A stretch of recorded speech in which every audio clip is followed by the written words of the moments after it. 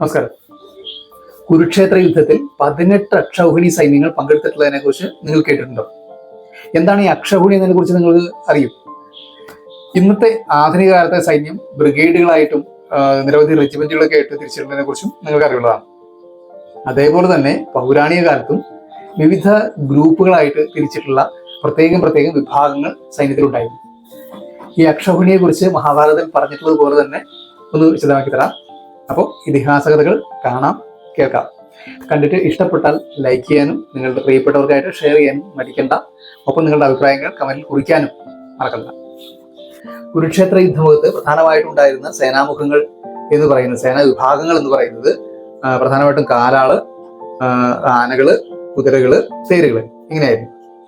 വ്യൂഹം ചമയ്ക്കുന്നതിന്, സേന ചമയ്ക്കുന്നതിന്റെ കണക്ക് മഹാഭാരതത്തിൽ പറയുന്നത് ഇങ്ങനെയാണ്: ഒരു തേര്, ഒരു ആന, 3 കുതിരകള്, 5 കാലാള്, ഇത്രയും ചേർന്നതാണ് ഒരു പത്തി എന്ന് പറയുന്നത്. ഇങ്ങനെ 3 പത്തികൾ ചേർന്നത് ഒരു സേനാമുഖം, 3 സേനാമുഖം ചേർന്നത് ഒരു ഗുൽമം, 3 ഗുൽമം ചേർന്നത് ഒരു ഗണം, 3 ഗണം ചേർന്നത് ഒരു വാഹിനി.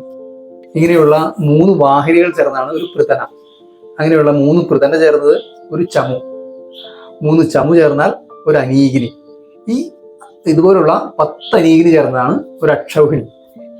കിട്ടിയോ? നമ്മള് നിത്യവും കേട്ട് പരിചയം ഇല്ലാത്ത കുറെ വാക്കുകളായതുകൊണ്ട് മനസ്സിലാക്കാനായിട്ട് ചിലപ്പോൾ കുറച്ച് പ്രയാസം ഉണ്ടാവും. അതും അതായത് പ്യുവർ മലയാളമായിട്ടൊരു വാക്കുകളല്ല എന്ന് തോന്നലും ഇത് കേൾക്കുമ്പോൾ നിങ്ങൾക്കുണ്ടാവും. അക്ഷൗഹിണിയുടെ ആ ഒരു ബൃഹത്ത് ആയിട്ടുള്ളൊരു എന്താ പറയുക എണ്ണം, അത് ഇത്രയും പിരിവുകൾ കേട്ട് കഴിഞ്ഞപ്പോൾ നമുക്കത് മനസ്സിൽ കാണാൻ പറ്റും. ഒന്ന് സങ്കല്പിച്ച് നോക്കൂ. ആ എണ്ണം ഞാൻ കൃത്യമായിട്ട് പറഞ്ഞുതരാം. അങ്ങനെ ആകെ നോക്കുമ്പോൾ 21,870 രഥങ്ങളും അത്ര തന്നെ ആനകളും, അതേപോലെ 1,09,350 കാലാളുകളും 65,610 കുതിരകളും, ഇത്രയും ചേർന്നതാണ് ഒരു അക്ഷൗഹിണി എന്ന് പറയുന്നത്. ആ എണ്ണം നിങ്ങളൊന്ന് സങ്കല്പിച്ചു നോക്കൂ. ഇതേപോലെയുള്ള 18 അക്ഷൗഹിണി സൈന്യങ്ങളാണ് ഈ ഒരു യുദ്ധത്തിൽ, കുരുക്ഷേത്ര യുദ്ധത്തിൽ പങ്കെടുത്തതെന്ന് മഹാഭാരതത്തിൽ പറഞ്ഞിട്ടുള്ളത്. അതായത് കൗരവപക്ഷത്തെ 11 അക്ഷൗഹിണിയും പാണ്ഡവപക്ഷത്തെ 7 അക്ഷൗഹിണിയും ചേർന്നിട്ട് 18 അക്ഷൗഹിണി സൈന്യങ്ങളാണ് ഈ ഒരു അതിബൃഹത്തായിട്ടുള്ള രക്തരൂക്ഷിത യുദ്ധത്തിൽ, കുരുക്ഷേത്ര യുദ്ധത്തിൽ പങ്കെടുത്തിട്ടുള്ളത്. ഇങ്ങനെയുള്ള ഈ 18 അക്ഷൗഹിണി സൈന്യം അതാണ് കുരുക്ഷേത്ര ഭൂമിയിൽ ഒത്തുകൂടിയത് യുദ്ധത്തിനായിട്ട്. ഇത്രയും ബൃഹത്തായ ഒരു സംഖ്യ അവിടെ ഒത്തുകൂടിയത് ആ യുദ്ധഭൂമിയിൽ തന്നെ ഒടുങ്ങിപ്പോയി എന്ന് പറയുമ്പോൾ അവിടെ സംഭവിച്ചിട്ടുള്ള നാശം എത്ര ഭീകരമായിരുന്നു എന്ന് നമുക്ക് ചിന്തിക്കാവുന്നൊരു അപ്പുറത്താണ്. കാരണം അക്ഷൗഹിണി സൈന്യത്തിന്റെ എണ്ണം ഞാനിവിടെ പറഞ്ഞു. അതുപോലെയുള്ള 18 എണ്ണം എന്ന് പറയുമ്പോൾ അത് കൂട്ടിയെടുക്കാൻ തന്നെ ഇത്തിരി പ്രയാസമാണ്. അത് സൗകര്യമായി നിങ്ങളൊന്ന് ആ സംഖ്യ എത്രയായിരുന്നു എന്നൊന്ന് കാൽക്കുലേറ്റ് ചെയ്തിട്ട് ഒന്ന് കമന്റ് ചെയ്തു കേട്ടോ. ആ ഒരു അത്രയും മനുഷ്യര് ആ ഒരു പടയ്ക്ക് അവസാനം ഒടുങ്ങിപ്പോയി എന്ന് പറയുമ്പോൾ എന്തുമാത്രം ഭീകരമായിരിക്കും അല്ലേ? ഒന്ന് ആലോചിച്ച് നോക്കൂ. ഇതിലൂടെ വളരെ പ്രധാനപ്പെട്ട മറ്റൊരു കാര്യം കൂടി പറഞ്ഞുതരാം. ഈ പറയാൻ പോകുന്ന കാര്യം നിങ്ങളെ സംബന്ധിച്ച് ഒരു പുതിയ അറിവാണെങ്കിൽ അത് ദയവായി കമന്റ് ചെയ്യും കേട്ടോ. മഹാഭാരത യുദ്ധം നടന്ന സ്ഥലത്തെ കുറിച്ചിട്ടാണ്, സമന്തപഞ്ചകം എന്ന ഇടത്ത് വെച്ചിട്ടാണ് കുരുക്ഷേത്ര യുദ്ധം നടന്നതായിട്ട് പറയുന്നത്. രക്തക്കയങ്ങളുടെ സമീപത്തുള്ള പുണ്യസ്ഥലം ആയിട്ടാണ് ഈ സമന്തപഞ്ചകം അറിയപ്പെടുന്നത്. ഇതിനെക്കുറിച്ചും ഐതിഹ്യ കഥകളുണ്ട്, അതും പറഞ്ഞുതരാം. ആധുനിക ഭാരതത്തിലെ ഹരിയാനയിലാണ് ഈ കുരുക്ഷേത്രം എന്നുള്ള സ്ഥലം നിലവിൽ സ്ഥിതി ചെയ്യുന്നത്. ഡൽഹിയിൽ നിന്നും ഏതാണ്ട് 170 കിലോമീറ്റർ യാത്ര ചെയ്തിട്ടുണ്ടെങ്കിൽ നമുക്ക് ആ സ്ഥലത്ത് എത്താനും പറ്റും. അവിടെ മഹാഭാരതത്തിലെ പ്രധാന സംഭവങ്ങൾ നടന്നു എന്ന് പറയുന്ന സ്ഥലങ്ങളെല്ലാം തന്നെ വളരെ ഭംഗിയായിട്ട് സംരക്ഷിക്കപ്പെട്ടിട്ടുണ്ട്. ഈ ഇമേജിലുള്ളത് ബ്രഹ്മസരോവരമാണ്. പഞ്ചപാണ്ഡവർ പണി കഴിപ്പിച്ചു എന്ന് കരുതപ്പെടുന്ന ക്ഷേത്രമാണിത്. അതേപോലെ തന്നെ ദുര്യോധനൻ അമ്പയെ തോൽവി ഏറ്റുവാങ്ങിയിട്ട് കുളത്തിൽ ഒളിച്ചിരുന്നു എന്ന് മഹാഭാരതത്തിൽ പറയുന്നുണ്ട്. അത് ഈ തടാകത്തിനകത്തായിരുന്നു എന്നാണ് പറയപ്പെടുന്നത്. തേരിലേറിയിരിക്കുന്ന ശ്രീകൃഷ്ണനും അർജുനനും കൊടിക്കൂറയിൽ ഹനുമാൻ സ്വാമിയും ഇരിക്കുന്ന വലിയൊരു ശില്പം ഇവിടെ കാണാനുണ്ട്. എന്തൊരു വലുപ്പത്തിലാണ് അതിന്റെ നിർമ്മാണം എന്ന് കണ്ടു നോക്കൂ. മഹാഭാരതത്തിലെ അതിദാരുണമായി അഭിമന്യുവിനെ വധിച്ച സ്ഥലത്താണ് അഭിമന്യുവിന്റെ ശില്പം ഒരുക്കിയിട്ടുള്ളത്, അഭിമന്യുപുര എന്ന പേരിൽ. ഈ കാണുന്നതാണ് ഭീഷ്മകുണ്ട്, ഭീഷ്മർ ശരശയ്യയിൽ കിടന്ന സ്ഥലം. ഇവിടെ വെച്ചാണ് അർജുനൻ പിതാമഹന്റെ ദാഹം ശമിപ്പിക്കാനായിട്ട് അമ്പെയ്ത് ഗംഗാദേവിയെ ആനയിച്ചത്.